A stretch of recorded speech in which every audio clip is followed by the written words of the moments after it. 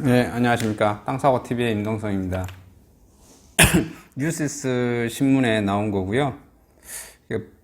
보통 이번에 뉴스에 나온 게 부동산 중개수수료 물가 하락 중인데 왜 체감은 안 될까, 이거에 대한 내용이에요. 보통 저도 이제 중개사긴 한데 저도 제 물건을 가지고 있잖아요. 사람은 항상 상대적인 것 같아요.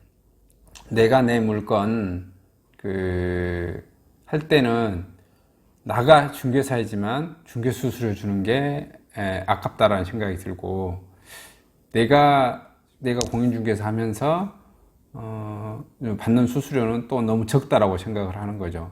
근데 이게 상대적인 것 같아요. 또 심지어는 내가 부동산 물건을 이게 팔려고 엄청 노력하고 애달고 이렇게 했을 때는 법정 수수료보다 훨씬 사실 더 주고라도 팔고 싶은 게 또 본능이고, 너무 하락으로 잘 팔리고 이렇게 임대차가 잘 되고 그러잖아요. 그러면 또 이게 안 주고 싶은 게 본능인 것 같아요. 그런데 지금 이제 여기 내용 한번 어떤 내용인지 한번 자세히 봐보고, 또 여기 전국적인 이런 이제 부동산 수수료인데 전 세계적인 부동산 수수료가 어떻게 되는지, 또 실질적으로 우리 주민들은, 우리 대한민국 사람들은 엄청 중개 수수료에서 불만인데 전 세계 수수료는 얼마나 또 비싸게 책정되어 있는지도 한번 봐볼 필요는 있을 것 같아요.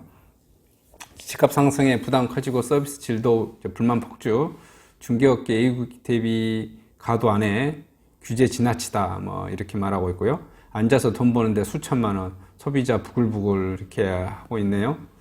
그 다음에 전속계약제, 중개보수료율 폐지 등 다양한 논의가 필요하다, 이렇게 중간 제목이 잡혀져 있습니다.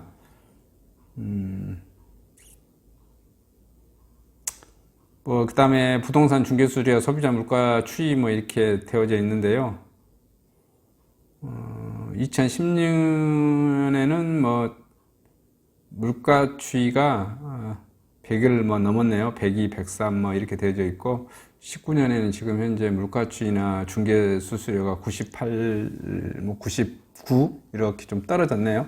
부동산 중개 수수료 생산 물가 추이 해가지고 쭉 계속해서 2010년부터 해서 19년까지 계속해서 하락해 왔네요.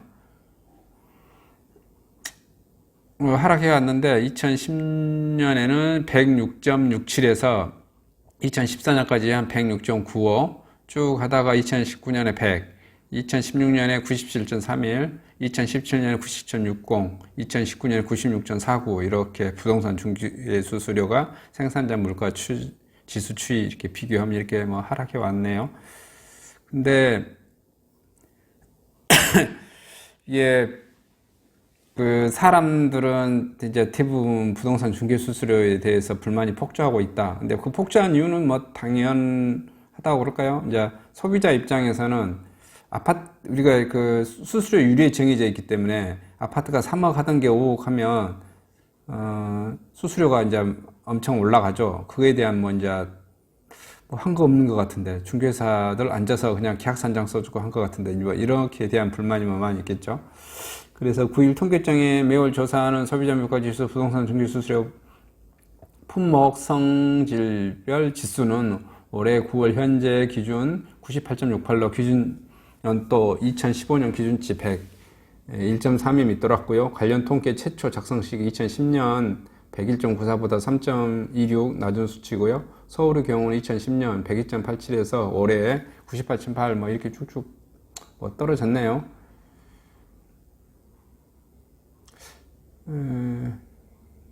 근데 여기는 이제 지수는 그렇다 치고 그냥 시민들은 불만이죠. 소비자들은 부동산 중개 수수료에 대한 불만이 오히려 더 커지고 있어요. 왜일까요? 이렇게 봤더니 우선 집값이 큰 폭으로 뛰었는데 수수료는 내는 돈이 더 늘어났기 때문이죠. 우리나라 부동산 중개보수는 정액제가 아니라 거래 금액에 따라 보수료율을 정하는 정률제입니다. 매매 교환 경우 5천만 원 미만 0.6%, 한도액 25만 원 이내고요. 5천만 원 이상에서 2억 원까지는 0.5%, 한도액 80만 원 이내 이렇게 되어 있고요. 2억에서 6억이면 0.4% 이내, 6억에서 9억이면 0.5% 이내, 중개 의뢰인과 계약권 인계상 상호 계약에 따라 협의 조정, 이렇게 따라서 매매 거래 계약이 크면 수수료율도 올라가는 그런 상승 구조 이렇게 되죠. 정률제다 보니까요.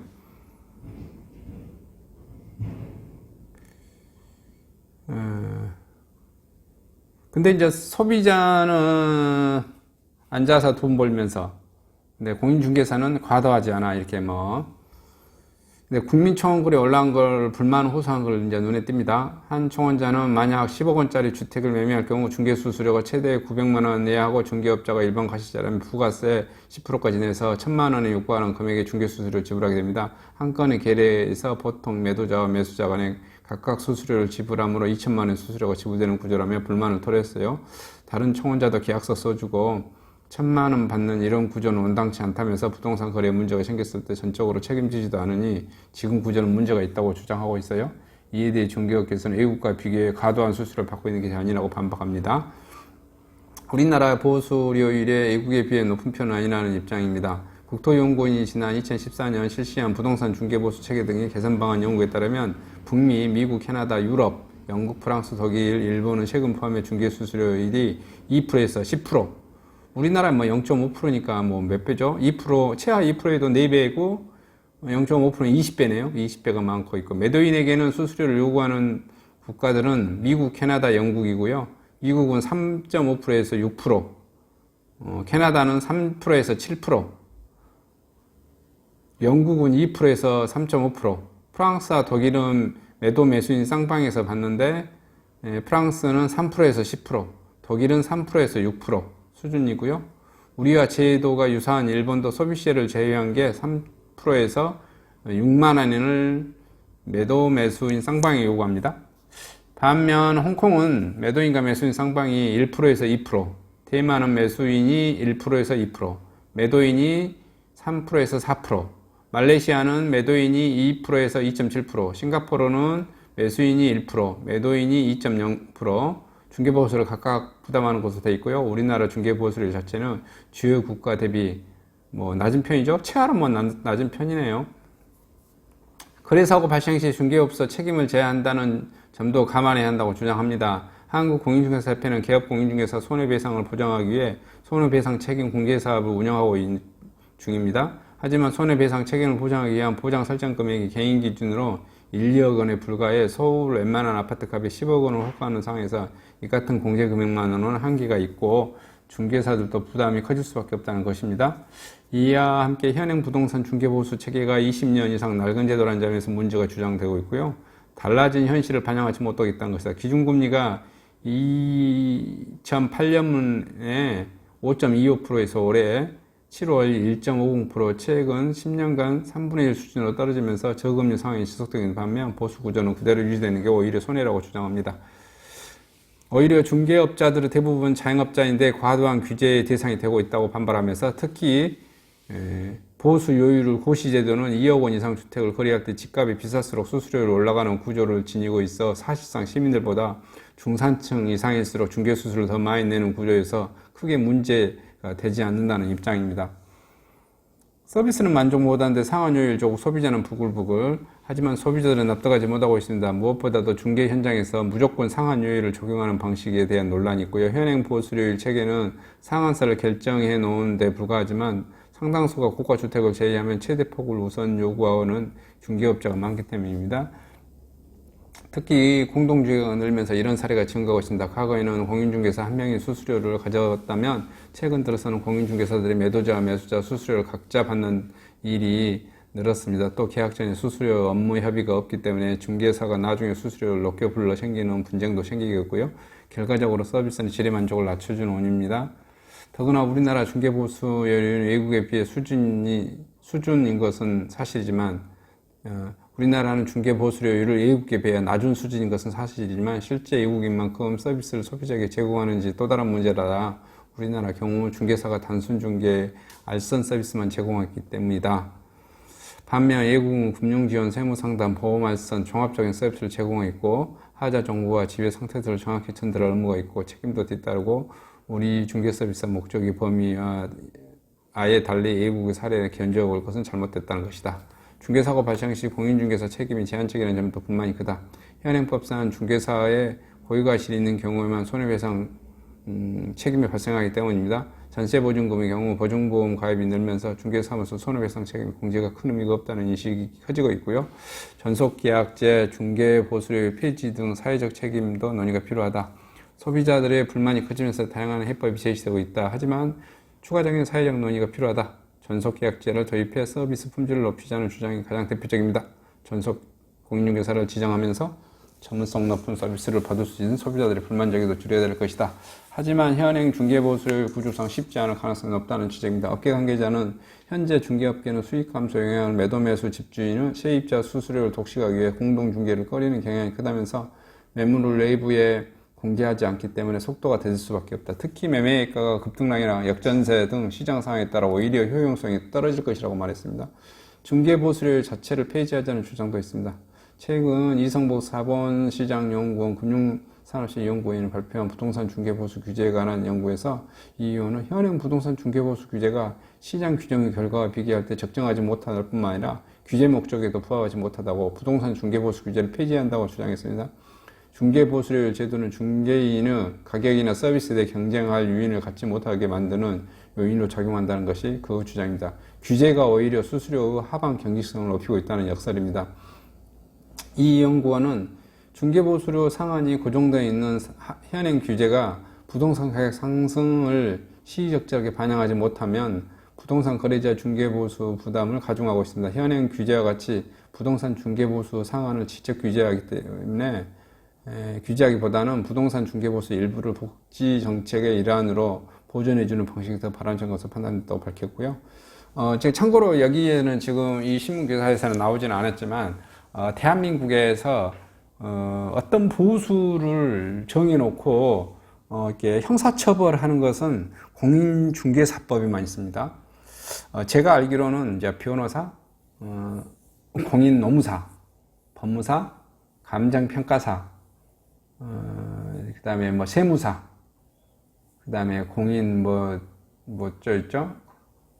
하여튼 뭐 각종 그 자격증에 있는 이런 우리 그 라이센스가 어떤 그 얼마를 받아라 라고 하는 것은 법적으로 정해진 건 없습니다.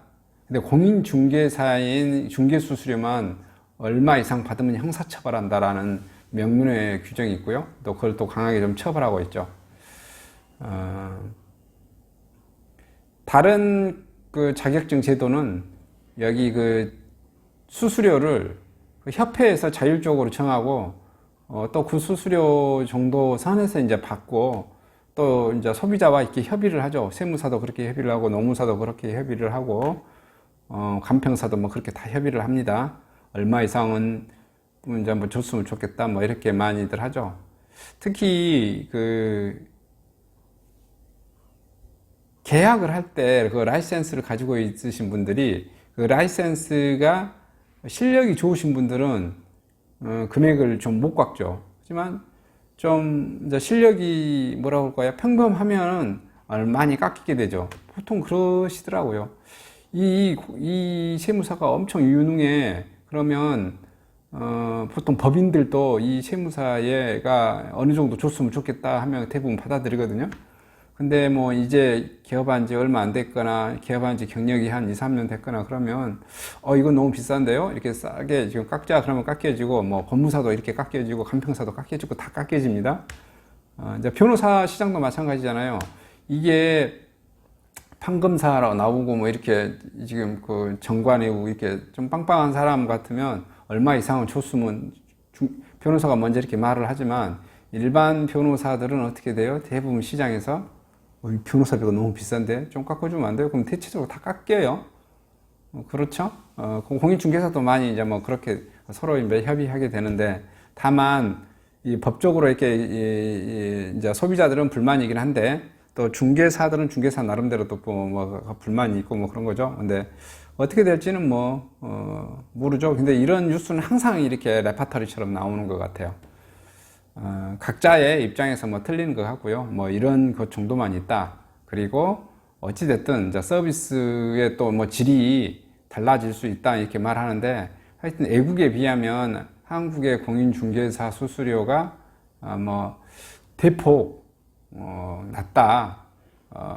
다른 수수료의 뭐 거의 최하 뭐 4분의 1 수준, 20분의 1 수준이니까 엄청나게 낮다고 보셔야 됩니다. 이상 뭐 이 소식을 마치고요. 좋은 하루 되시기 바랍니다. 감사합니다.